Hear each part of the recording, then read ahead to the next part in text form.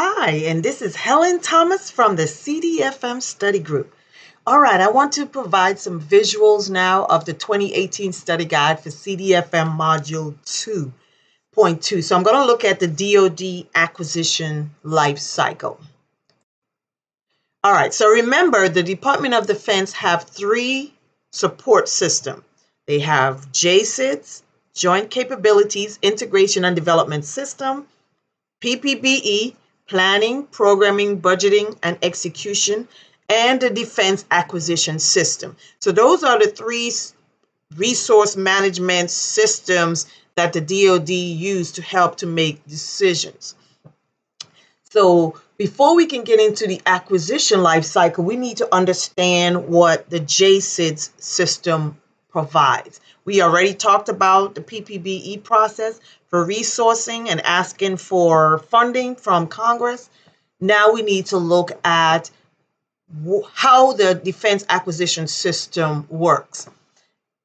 The Joint Capabilities Integration and Development System is run or organized by the Vice Chairman of the Joint Chief of Staff, if you remember from our PPBE lessons. So the JCIDS, the executor is the Vice Chairman of the Joint Chief of Staff, and the Vice Chairman of the Joint Chief of Staff sits as the Chairman of the Joint Requirements Oversight Council. All this is a board or a council of individuals that sit down, and what they do is they try to identify capability gaps. Once we identify or we know what our strategy needs to be for the military or the Department of Defense, then the JCIDS process is used to analyze. It's a system of a lot of analytical processes that is used to identify capability gaps. So what do they look at? They look at, and if you work in trade-op, you'll hear the term .mlpf. So what the JCIDS or the JROC Council does with the Vice Chairman of the Joint Chief of Staff is they analyze the doctrine, organization, training, material, leadership education, personnel, and facilities. Those are all the key areas in which they can affect change. So once they identify what is needed in the strategy, the national security strategy, national defense strategy, national military strategy, then what are our capability gaps? What things do we not have in our inventory that we may need to develop? Once they analyze the .mlpf, if the recommended solution to fill that gap is a material, which is this guy right here, a material solution, then that is what triggers the Defense Acquisition System. So I just wanted to make sure you understand. And as I mentioned, these things overlap, the JCIDS, PPBE, and the Defense Acquisition System. So if it's not just money or we just need more personnel, we need more training, we need better facilities, and it's something we need to develop, material, then the material solution triggers the acquisition process. So the JROC then creates an initial capabilities document. That is a document that says, hey, we have a capability gap, and here are the requirements of that we need that item to do. So the ICD is that initial capabilities document that is created to list all the requirements and associated estimated costs for that system. So understand that the DoD acquisition management system is an evolutionary. They don't always have to start from the beginning. It can also be a single step process. If we already have technology existing out there and we can tie into those technology, it may be a one-step process, or it may be something where it has to be research and develop, an evolutionary. So the JROC reviews this whole acquisition system. So JROC in charge of JCIDS, but they also review the Defense Acquisition System. We got to make sure everything stay in line, hence the overlap. So there are 3 milestones and 5 phases that we're going to discuss. All right, so phase one is the material solution analysis. Now we receive the ICD, same guy here, that tells us what we need, and we go into our first phase. So it says the purpose of this phase is to conduct analysis and other activities to choose the concept of the product. We need to have detailed information on the requirements, the concept, the structure, the maintenance of this product that we need to develop. So you translate that capability gap up here into key requirements, which include key performance parameters. What does it need to do? What type of attributes, key system attributes, does this system need to have? And what are our courses of action? Analysis of the alternative. We need different alternatives, so we need to evaluate. Like when you do a course of action analysis, is you're trying to analyze which one will make the right sense for us to buy. So key trade-offs, we want to look at schedule. How long is it going to take?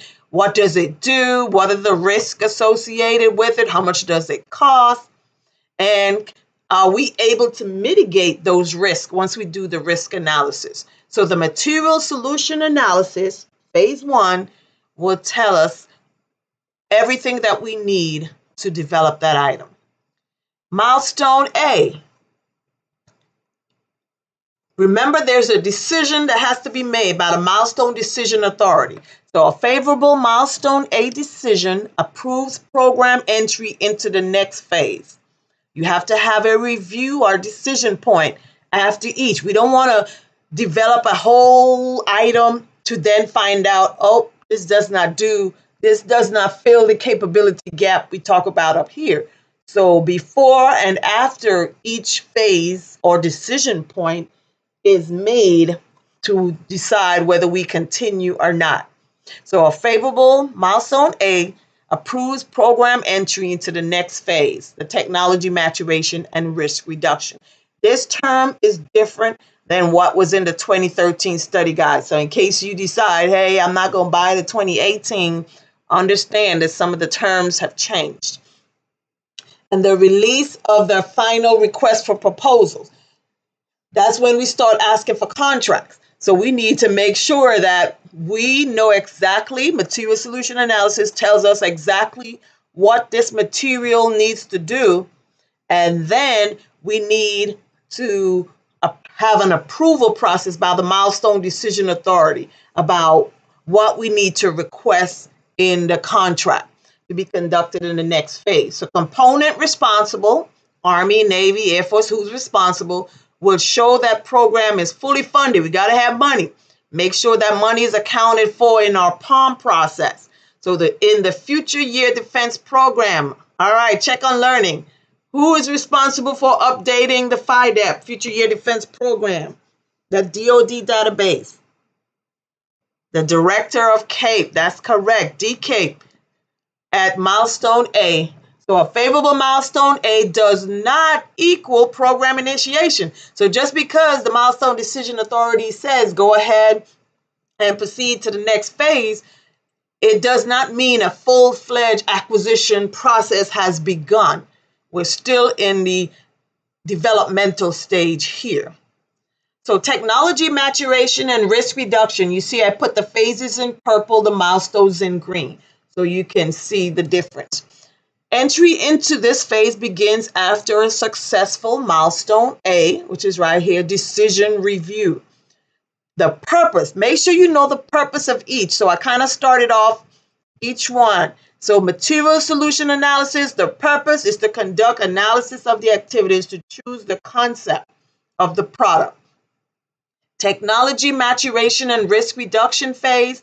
Entry into this phase begins after successful, but the purpose of the phase is to reduce technology, engineering, and life cycle cost risk before we go into a full-fledged acquisition development process in the engineering phase. We need to reduce the risk in this phase. So that's the purpose of this technology maturation and risk reduction. Prototypes are encouraged before, again, we go into the engineer, manufacturing, development phase. So in this part of it, we're developing prototypes. Development of the request for proposals, release decision point done to ensure executable, affordable program has been planned using sound business and technical approach. So again, before we actually go into a contract, we need to make sure we know what we are asking for. Milestone B. Favorable milestone B approves entry into the next phase, engineer manufacturing development, and responsible component to award EMD contract. Milestone B, keyword here, is the formal initiation of the acquisition program with milestone decision authority approval of the acquisition program baseline. So this is the same program baseline that is established by the program manager. So if it says which part of this acquisition management system begins the formal part, once we go to milestone B and it's approved, that means we have committed to the development of this capability gap. So milestone B is the formal initiation of the acquisition program. It also gives finalized the low rate initial production. So when we first start developing these things, we don't want to develop the whole fleet to find out it's not doing what we want it to do. So we've established in the beginning a number. What's the low rate initial? What are we going to create initially to push out to the field, to test it, to make sure it's doing what we said it will do to fill the capability gap up here. So MDE decision, so that actually should be milestone decision authority decision documented in an acquisition decision memorandum, the ADM. And actually, let me go ahead and correct that. EMD, milestone decision authority, right? I don't want you to have the wrong information. So I'm going to go ahead and do that. Then we'll go back to where we were. All right, now we're back on point. All right, so the next phase, third phase, is engineering and manufacturing development. Entry into this point begins after a successful milestone B. So you see, before we go to any milestone, any phase, actually before we go to any phase, there is a decision point that the milestone decision authority have to say, yes, proceed. Purpose of this phase, again, know the purpose of the phase, is to develop, build, and test the product to ensure all requirements have been met. Oh, there's another MDE may authorize. Let me fix it. Stay with me. Because again, I don't want to publish this and then it's the wrong information. So I could do it and restart, but I want you to see this is a growing process. And you can learn with me. All right, so let's go back. Reverse. Let me go back to previous. All right, so engineering. So development, testing, and evaluation is conducted at this phase, the EMD phase. It provides feedback to the program manager on progress of the design, evaluates the system ability to achieve the key performance parameters that we set and the key system attributes that we identified here in the material solution analysis phase. Early operational assessments are conducted. So this pretty much is your bread and butter of the development when it's a full-fledged development. Remember, we're only focused on that low rate initial production. Milestone C and limited deployment decision points. This is where the program is reviewed for entry into the final phase of production and deployment. So decision at milestone C and limited deployment decisions are documented again in the ADM, acquisition, which is right here, acquisition decision memorandum, following the review. The final phase is the production and deployment. Entry into this point occurs with a successful milestone C decision review. Once they agree with whatever happens here, then he says go ahead to production. purpose of this phase is to achieve operational capability that satisfy the mission needs. Operation test and evaluation conducted to determine the effectiveness and suitability. Milestone Decision Authority commits the DoD to production. Now we're committing to the full production, actually not full rate. We are committing to development of, here we go, low rate initial production, the LRIP. Now we start producing that low rate. We don't want the full rate, because what it says here is conduct full rate production review, and successful review initiates full production. Achieves initial operational capability at the production and deployment phase, which is a specific date the capability is to be achieved. So the IOC is a date that says that our capability will be ready for distribution into the field. The full rate production decision or full deployment decision point, this is just a decision point. It is neither a phase or a milestone. So as you see here, although this is not a phase, it is extremely important. The Milestone Decision Authority reviews that operation, test, and evaluation. We test it, we evaluate it, make sure it's doing what it's supposed to do, initial manufacturing, and determine if it meets all the needs and all our requirements. And the final phase is operations and support. Purpose is to execute. So after we've established our low rate initial production, we've done the review for full rate. The purpose is to execute the product strategy and sustain life cycle. Now we have to sustain. So there are two major things and major efforts within the operation and support: sustainment and disposal. Remember, cradle, beginning, to grave, disposal. Life cycle support plan that was prepared in the beginning, prepared by the program manager and approved by the Milestone Decision Authority. The program achieves fully operational capability, FOC, when total quantity is delivered to the warfighter. So the end of the life cycle of that system is when that system is demilitarized, whatever the SOP or regulatory guidance says, to destroy that system, to take away that capability and dispose of that item, ends the life cycle of that item. All right, so hopefully that made it a little bit better to understand the DoD acquisition life cycle. All right, so next, I'm going to just go over the DoD acquisition categories. Acquisition category 1, Roman numeral 1, is a major defense acquisition program. So whenever you hear ACAT 1, that tells you it's a major defense acquisition program. Nothing to do with technology or information systems.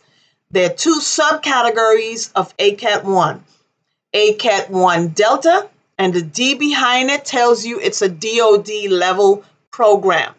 So the Milestone Decision Authority for ACAT 1 Delta programs is the USD ATNL, Undersecretary of Defense Acquisition Technology and Logistics. That individual is also called the Defense Acquisition Executive. Just like we all have different titles, the USD ATNL is the DAE. He is also the chairman of the Defense Acquisition Board, and he advises, because that board advises him, and he also participates in the Joint Requirements Oversight Council reviews. ACAT 1 Charlie, the C means component level.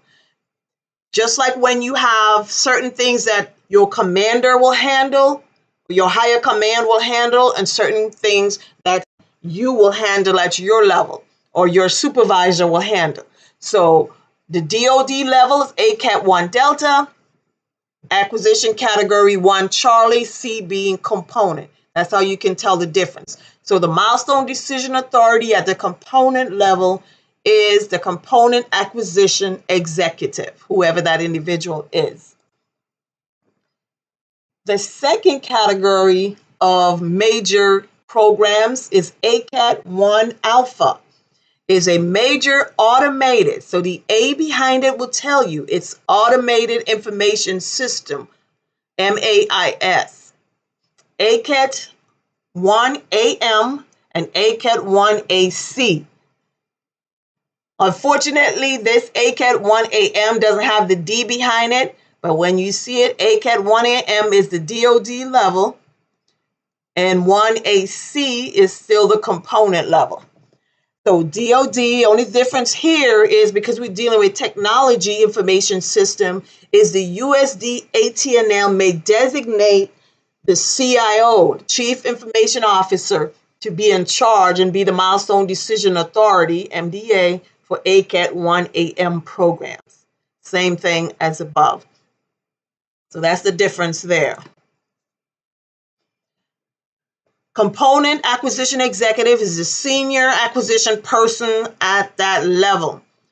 So it's different for Army, Navy, Air Force, whatever, whoever that senior acquisition person is their component acquisition executive. There are two exceptions. SOCOM and DLA have been given their own acquisition responsibility. So they do not have to fall under the Army or the Navy or so forth. They have their own acquisition executive. That's the exception to the rule. All right, what are our life cycle cost compositions? So the life cycle cost categories: research and development, investment, operations and support, and disposal. So remember, we talk about life cycle from cradle to grave. There's different colors of money that is used to do each one of those processes. So that's what we're talking about here. The first cost we'll talk about is development cost. And make sure you're going to have to know the difference.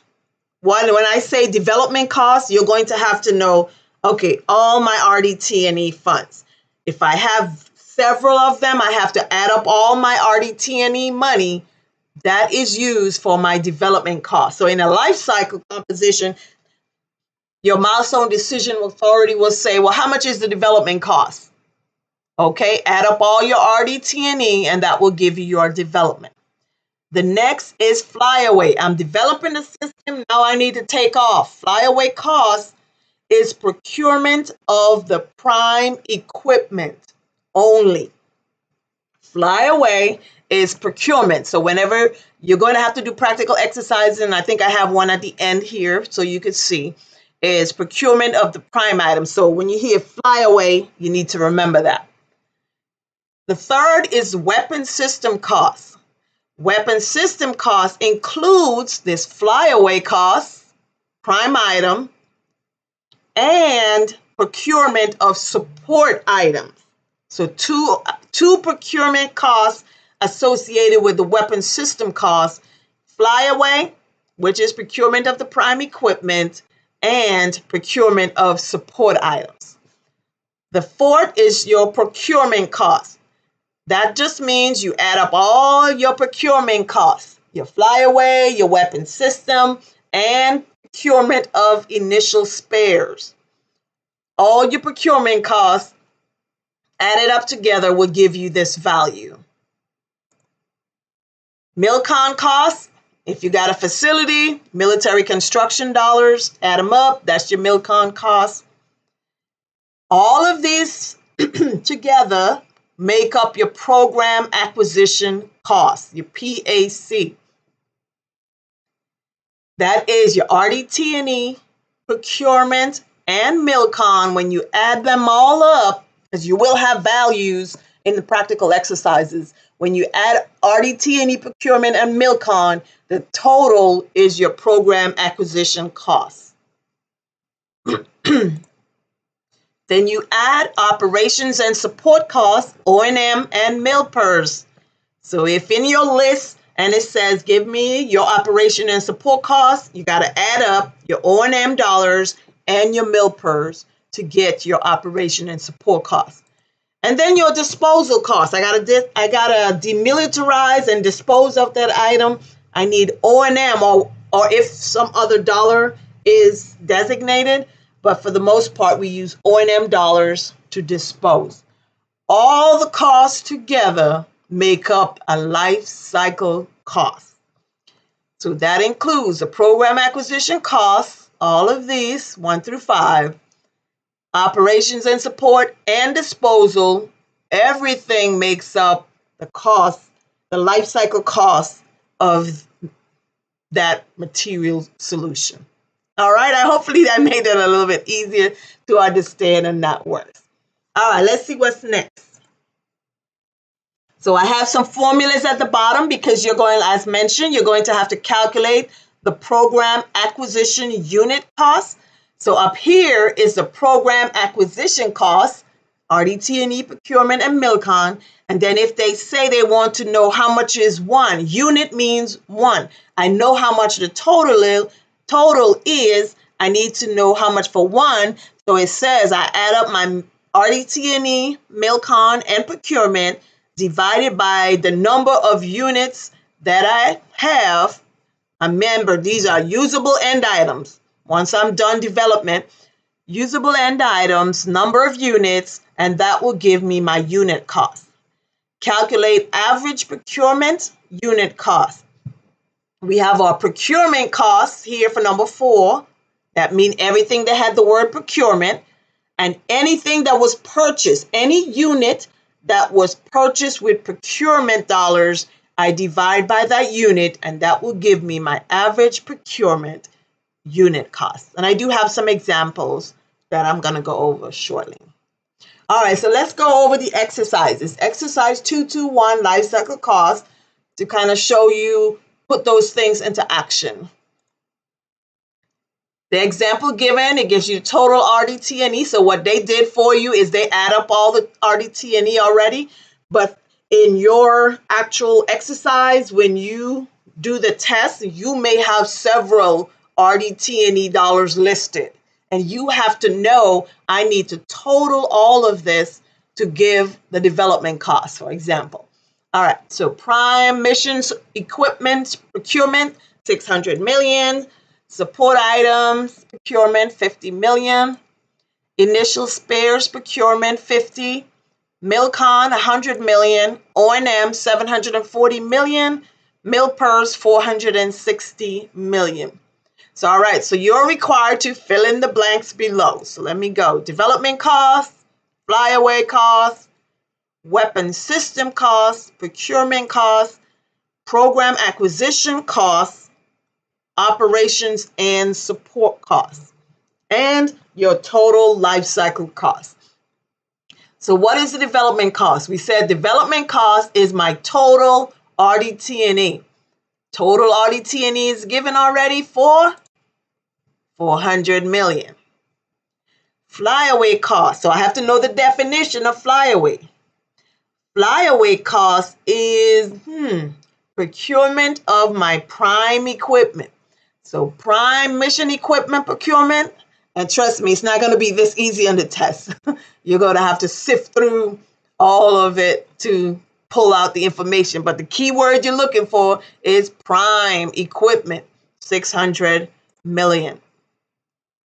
Weapon system cost, I said, was the prime plus the support. Flyaway cost, which is this guy, 600, plus the support of 50 is 650. That's my weapon system cost. Procurement cost, I said, was adding up all my procurement. So this one has the word procurement, that's 600, that's 50, that's 650. That is, another 50 is 700 million. That's my procurement cost. All my procurement dollars. Program acquisition costs. Remember the first square. Program acquisition cost and definition is when I add up all my RDT&E, all my procurement, all my military constructions. So when I add up the 4, the 6, the 5, 50, the 50, and the 100, I get 1,200 million. All RDT&E plus all procurement plus all Milcon. And I'm putting this all because it's not going to always be so nicely separated for you. It's going to have several Milcon, several RDT&E, and you see the several procurement listed there. All right, so what makes up my operations and support? I said was my operation and support is my O&M and my MilPer. So I need to add these two numbers, the 740 and the 460, and we get another 1,200 million. And my life cycle cost is adding up everything, and that comes to 2,400 million. Total cost of everything. So in saying for the life cycle of this development, this acquisition project, it's going to cost $2,400 million. Cool, right? So remember these total, because you will use these same numbers now for exercise 222, average unit cost. Now you need to calculate. So it says use the data from exercise 221, the one we just did, after being used for developmental test and evaluation purposes. 3 fully configured units. That's what we're looking for. They have to be fully configured. Units of weapon system were acquired with RDT&E money. So we got 3 that we developed with RDT&E money. The second one says there are 297 fully configured end items procured with procurement funds. So I have 297 fully configured end items that I paid for with procurement dollars.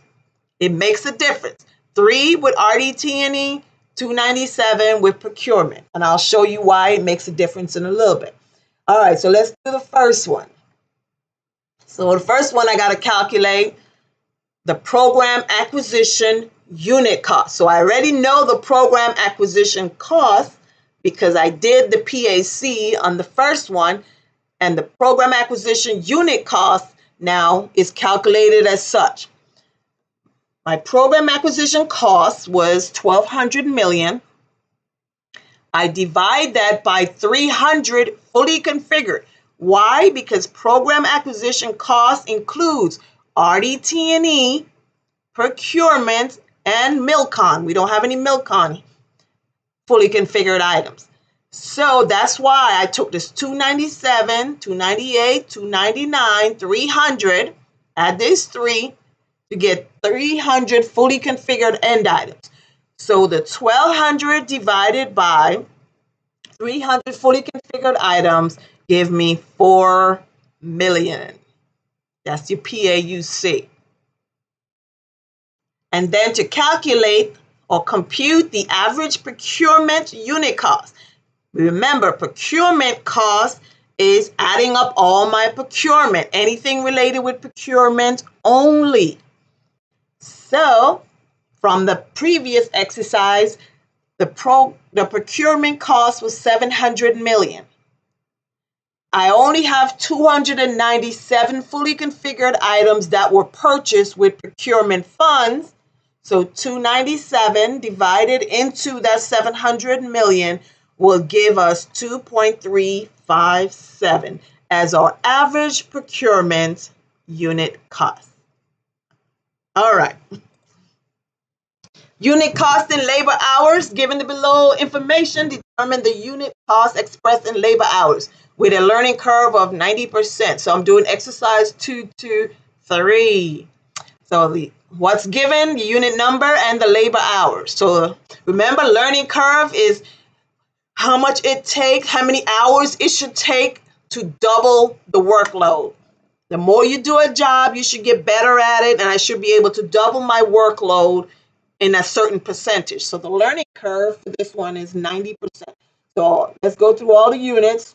So to double from 1 to 2, 2 to 4, 4 to 8, and 8 to 16. It asks you to fill in the 8 and the 16 units. So it will take, so what this is saying, it will take 153.9 hours to make unit number 4. From unit 4 to Unit 8, you take that 153.9, multiply times the 90%. When you convert it to decimal is 0.90, and it'll give you 138.5. And then you take that 138.5 times the learning curve of 90%. 138.5 times 0.90 will give you 124.7 for the 16th unit. So you may be asked, all right, calculate how much labor hours it will take to create the 16th unit. So you have to go through each one of those. So the learning curve percentage is given in this exercise, 90%. And that's how so 90% from each level.